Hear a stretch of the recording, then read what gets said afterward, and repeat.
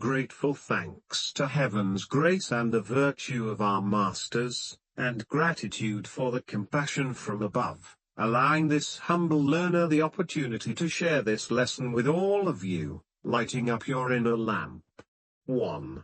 Practicing truth is lighting the lamp of brightness. Respected fellow cultivators, sometimes during the New Year or festive occasions, we go to a grand temple to light a lamp of brightness.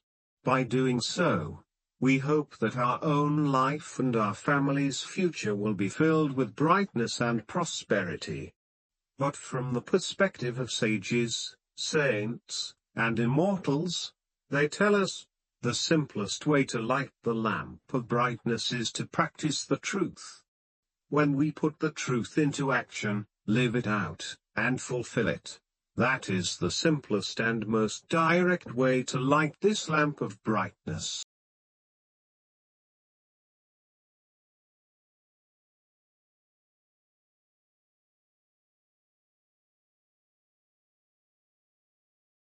In the temple hall, when we study, practice, and share, the sages and immortals give us many teachings. They want us to apply them one by one in our daily life, to practice and verify them, to understand and to live them out. This is lighting the lamp of brightness. Fellow cultivators, have you lit your lamp of brightness? We may often light lamps in temples outside, but the real lamp of brightness lies within our true nature. It is lit when we hear the teachings, understand the truth, and then bring it to completion. This is what we call the unity of knowledge and action. When we carry out every teaching, every instruction from the sages and saints, knowing it and doing it, that is the true lighting of the lamp of brightness. And this is the most important way to ignite the lamp within your heart.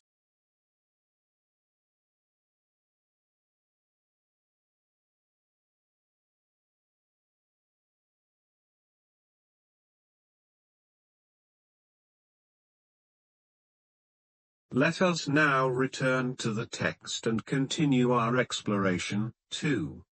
Accumulating virtue through good deeds is lighting the lamp of peace. Fellow cultivators, every one of us desires peace.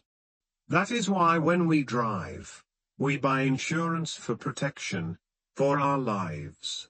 We also purchase life insurance, all hoping to secure peace. When we visit temples, burn incense, and pray, our deepest wish is also for peace. But will doing only these outward actions truly bring peace?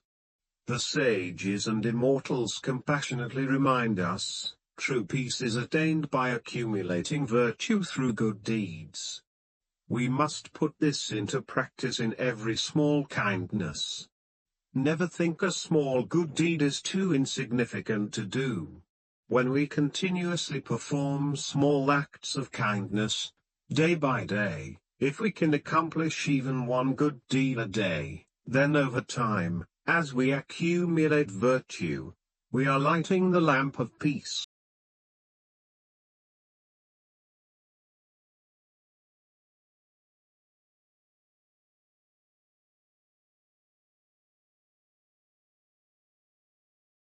Fellow cultivators, many of us have gone in the wrong direction. The sages remind us that the lamp of peace is not lit merely in a temple. The real lamp of peace is lit whenever we practice kindness and accumulate virtue. That is the true lighting of the lamp of peace. Let us return to the text and continue our exploration. 3. Joyful giving is lighting the lamp of prosperity. Fellow cultivators, everyone hopes to have wealth, to hold on to it, and to possess great abundance. But the sages compassionately tell us, if you want wealth, if you want to light the lamp of prosperity, the simplest way is through joyful giving. The wisdom of our language itself teaches us, to give is to gain. When you want something, you must first let it go. What you give is what you will receive. If you give wealth, naturally, wealth will come back to you. If you are unwilling to give, you will not gain. The very moment you are willing to give, you will immediately receive.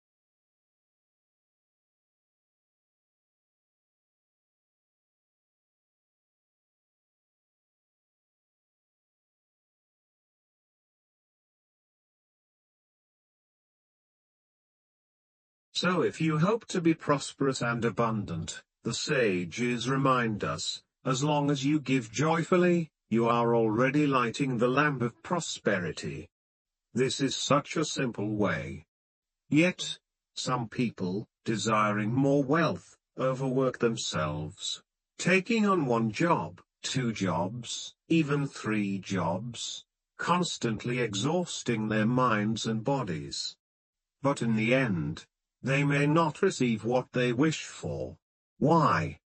Because we have gone in the wrong direction.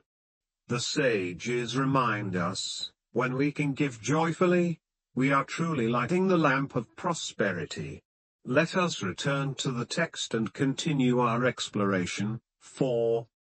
Offering help in times of need is lighting the lamp of calamity relief. Fellow cultivators, we all wish for peace and safety for ourselves and our families. So how can we achieve peace and be spared from disasters? The sages compassionately tell us, when you help others in times of urgency and difficulty, you are lighting the lamp of calamity relief.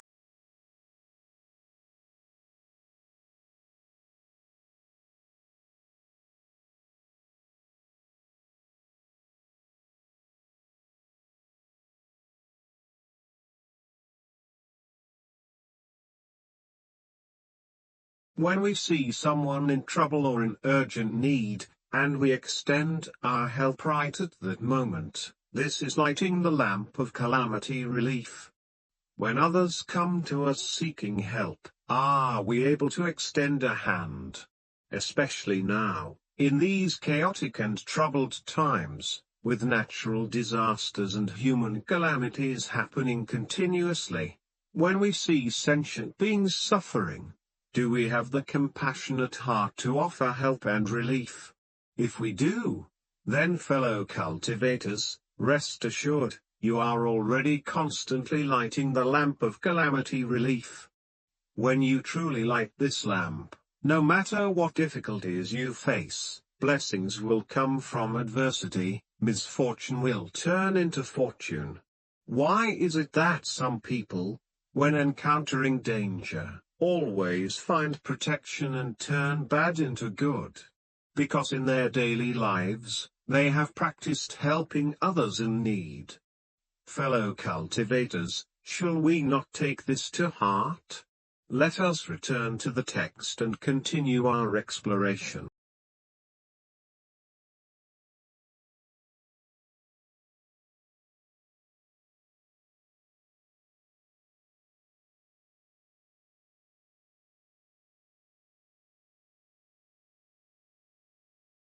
Five. A calm and peaceful heart is lighting the lamp of auspiciousness. Dear fellow seekers, everyone longs for auspiciousness and good fortune. But how can we truly make ourselves auspicious? Out of compassion. The immortals and Buddhas tell us, when you are able to remain calm and peaceful, you are already lighting the lamp of auspiciousness. When your heart is calm and your nature is settled, remember what the sages taught us. When one is steadfast, one can overcome heaven. Before we studied and practiced, people in the secular world often explain this phrase as man is sure to conquer heaven. Isn't that so? But when humans face natural disasters, we are actually very fragile. How, then, can humans possibly overcome heaven? That old interpretation is a misunderstanding.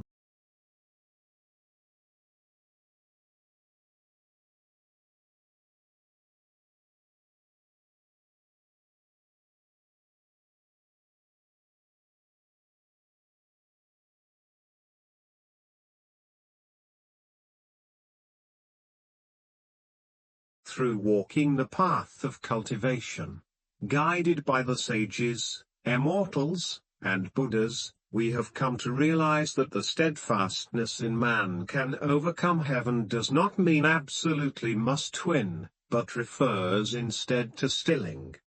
When the mind is stilled, it can become settled. Once settled, it can become tranquil. Once tranquil, it can become secure. Once secure, it can contemplate, and once able to contemplate, it can attain. Dear fellow seekers, through this process of stilling, settling, tranquilizing, securing, contemplating, and attaining, you naturally embody the saying, without leaving the scholar's study, one can know the affairs of the world. So I ask you, have you received the Tao? Have you opened your wisdom? Do you know where the realm of ultimate goodness lies? When you know the place of ultimate goodness, and when your heart is calm and peaceful, then rest assured, you are already lighting the lamp of auspiciousness. Congratulations.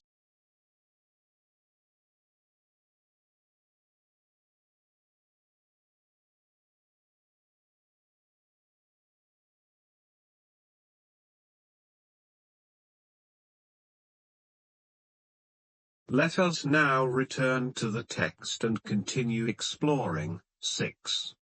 Aligning with heaven's will is lighting the lamp of fulfillment. Dear fellow seekers, as we just mentioned, everyone wishes for auspiciousness and fulfillment. To gain auspiciousness, we must cultivate calmness. But what about fulfillment? Having everything go smoothly and in harmony with our wishes. This is the greatest happiness for a person. Whatever I do flows smoothly and successfully. But how can one achieve this state? Out of compassion. The immortals and Buddhas tell us, when you align with heaven's will, you are lighting the lamp of fulfillment. Human beings each have their own will. I have mine. You have yours. Even between husband and wife, who are so close, their thoughts are not always the same. Isn't that so? We may give birth to children, but while we can bring forth their bodies, we cannot give them their hearts. Can we truly grasp or control a child's mind?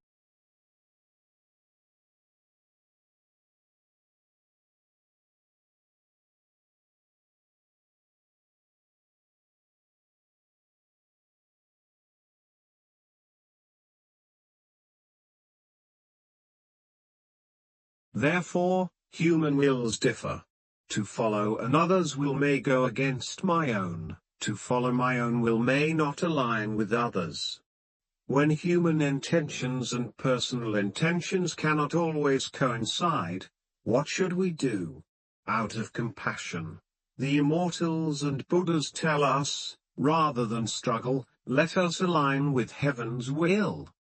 Make heaven's will the guiding principle, the center point of all we do. As we mentioned earlier, stilling leads to steadfastness, and this steadfastness opens the way to wisdom. With wisdom, we can clearly understand and naturally align with heaven's will. That, in itself, is lighting the lamp of fulfillment.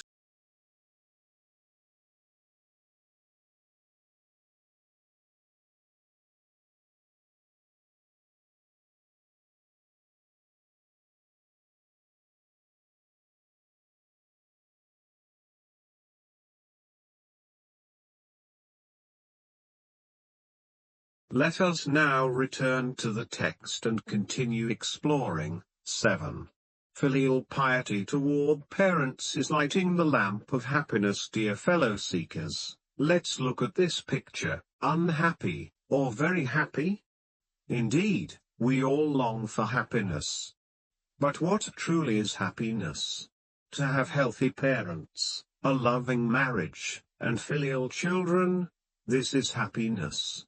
Yet, sometimes in our pursuit of happiness, We focus on being good to our children but forget to be filial to our parents. Out of compassion, the immortals and Buddhas remind us, among all virtues, filial piety comes first. In modern times, with fewer children being born, parents often pour all their love and care into their children. Some even say, people are extremely devoted to their children, but not always to their parents. Therefore, if we wish for a happy family, we must begin with filial piety toward our parents. The time we have to be filial to our parents is much shorter than the time our children will have to be filial to us.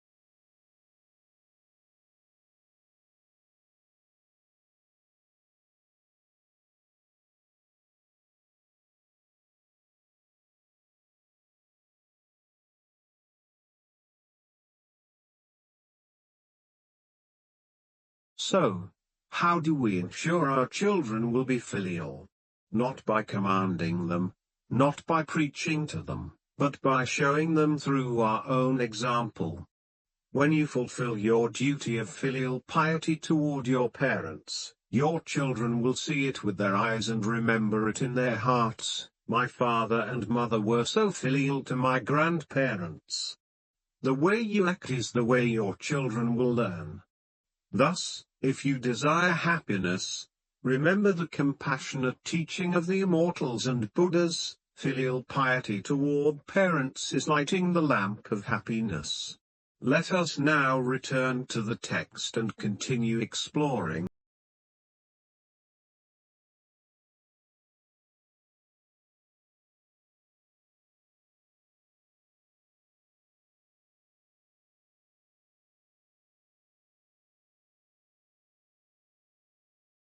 (8) Harmony between husband and wife is lighting the lamp of a blessed union. Dear fellow seekers, every couple hopes for lifelong love and harmony.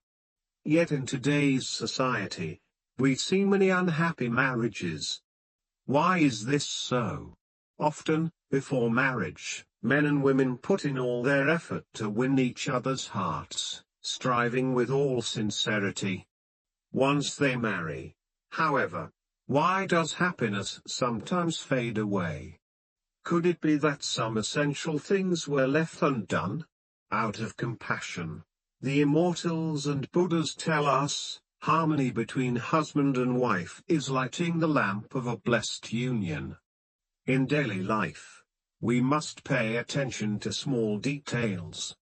Do husband and wife treat each other with respect like honored guests, or with respect like frozen ice? This word guest has two meanings. One is the honored guest. When husband and wife treat each other as honored guests, with mutual respect, their bond will naturally be strong and loving.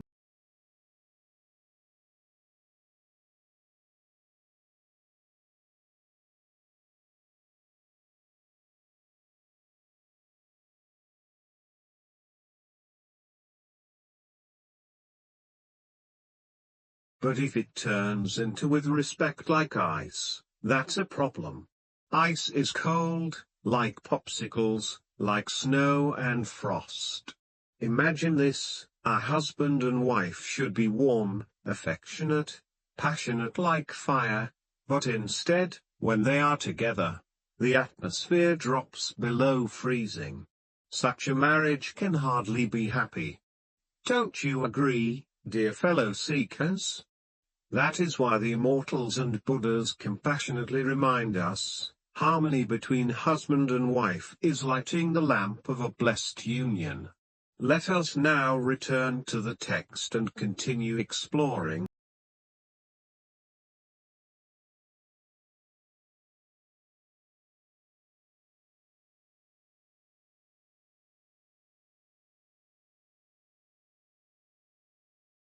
(9) Letting go of anger and rejoicing with others is lighting the lamp of health. Dear fellow seekers, we all want good health.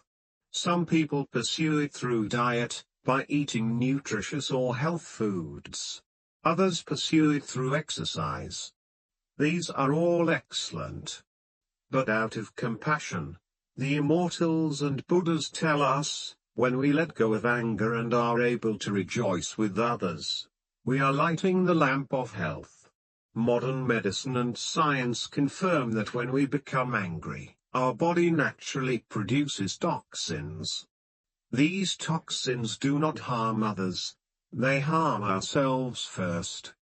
Therefore, if you want to maintain good health, remember this simple teaching from the immortals and Buddhas: letting go of anger and rejoicing with others is lighting the lamp of health.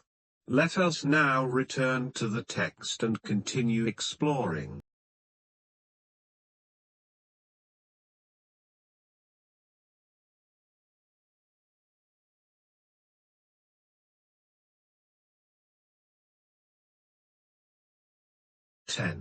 Upholding vegetarianism and protecting life is lighting the lamp of longevity. Dear fellow seekers, each of us hopes to live a long life, even to 100 years. Just like Emperor Qin Shi Huang of ancient times, though he was the most powerful ruler, he too sought longevity. He searched far and wide for an elixir of immortality. Yet in the end, he could not find it. Out of compassion, the immortals and Buddhas tell us, if you wish for longevity, the simplest way is to uphold vegetarianism and protect life. Heaven cherishes life. Therefore, to nourish one's own life and extend one's years, one must also release and preserve life. When you uphold a vegetarian diet, seeing all living beings stirs compassion in your heart. When you look upon sentient creatures, you naturally give rise to mercy. With a heart that upholds vegetarianism and protects life, you are already lighting the lamp of longevity. Rest assured, this will surely bless your body with longer life.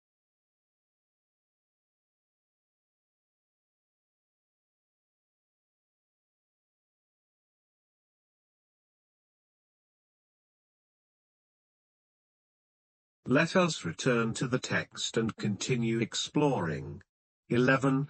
Purity and observing precepts is lighting the lamp of wisdom. Dear fellow seekers, how can we attain wisdom? Out of compassion. The immortals and Buddhas remind us, only in stillness can one truly see, only in detachment can one endure. If you can often dwell in purity and stillness, only then will you clearly perceive all things. When you observe the precepts and guard your conduct, cultivating purity and discipline, you will naturally gain wisdom. At the very moment, you are already lighting the lamp of wisdom. Let us return to the text and continue exploring.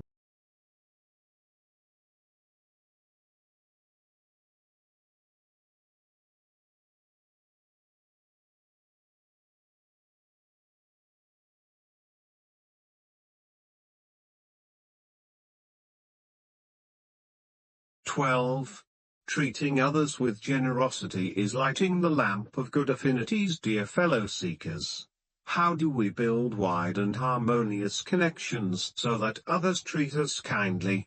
To form good affinities, we must treat others with generosity. Do not be harsh or overly demanding, for when you treat people harshly, the one most harmed will always be yourself. Therefore, treating others with generosity is lighting the lamp of good affinities. Let us return to the text and continue exploring. 13. Truth, goodness, and beauty arise from this very heart. 14. All faults and wrongdoings also arise from this very heart. 15. Samsara and suffering do not depart from this very heart.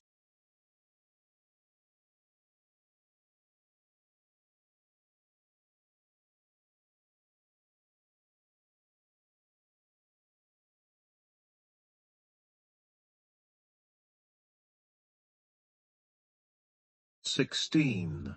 Becoming an immortal or a Buddha still depends on this very heart. Dear fellow seekers, Do you see? This heart is both fearsome and vital. When it is good, it is supremely good. When it goes astray, it is dangerous.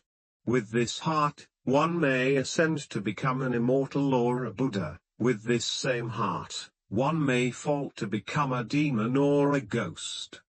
It is this very heart that has bound us to endless cycles of rebirth and suffering for 60,000 years. Remember, out of compassion, the immortals and Buddhas tell us, all faults and errors come from this heart, yet all truth, goodness, and beauty also come from this heart. This heart can elevate us to holiness, or drag us into darkness. The character for nature itself reveals this truth. It is composed of the character for heart and life, symbolizing the pure heart. Yet the heart of human emotions differs from the heart of our true nature.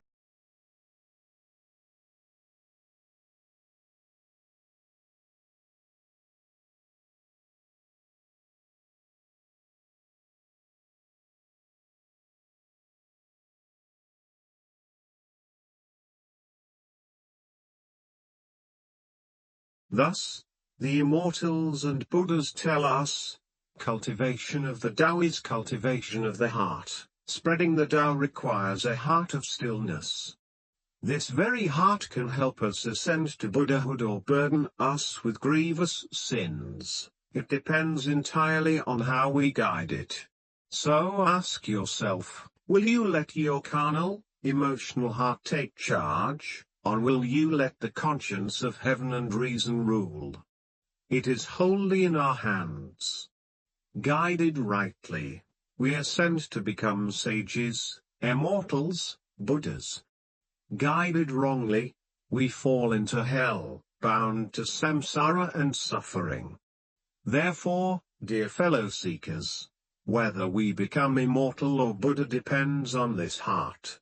As we light the lamp of the heart, we must be very clear, how you guide your heart will determine your future attainment.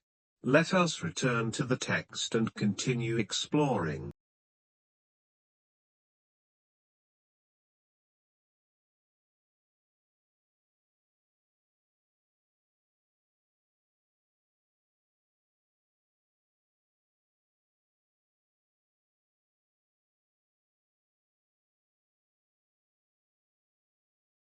(17) Proclaiming heaven's teachings is a commitment to heaven. Persevering to the end is a promise to our predecessors. Making and fulfilling vows is an expectation of ourselves. Establishing merit and virtue is a pledge to our ancestors. Dear fellow seekers, we must light the lamp of the heart. The immortals and Buddhas, in their compassion, remind us, in the Tao field, as we study, practice, and spread the teachings, we are continuously proclaiming heaven's truth. That is our commitment to heaven. Before each of us descended to this world, we already made a vow before God, a solemn promise to heaven, that we would come to fulfill this last mission. Thus, proclaiming heaven's teachings is our commitment to heaven. In our practice and service, we must persevere to the very end, never beginning with vigor but ending weakly. Perseverance is our promise to the predecessors who paved the way before us.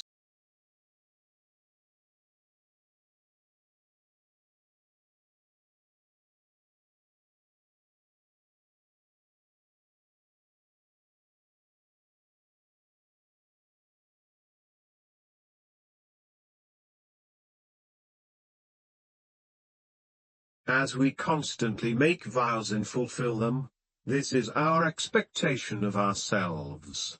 When we cannot bear the suffering of sentient beings, we vow again and again, hoping that all beings may attain accomplishment and be freed from the sea of worldly suffering.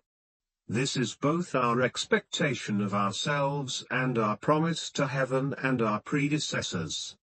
Finally, through establishing merit and virtue, we make a pledge to our ancestors. By cultivating virtue, we repay not only heaven but also our 9 generations of forebears. Therefore, dear fellow seekers, proclaiming heaven's teachings is our commitment to heaven, perseverance is our promise to our predecessors, making and fulfilling vows is our expectation of ourselves, establishing merit and virtue is our pledge to our ancestors. May you be blessed.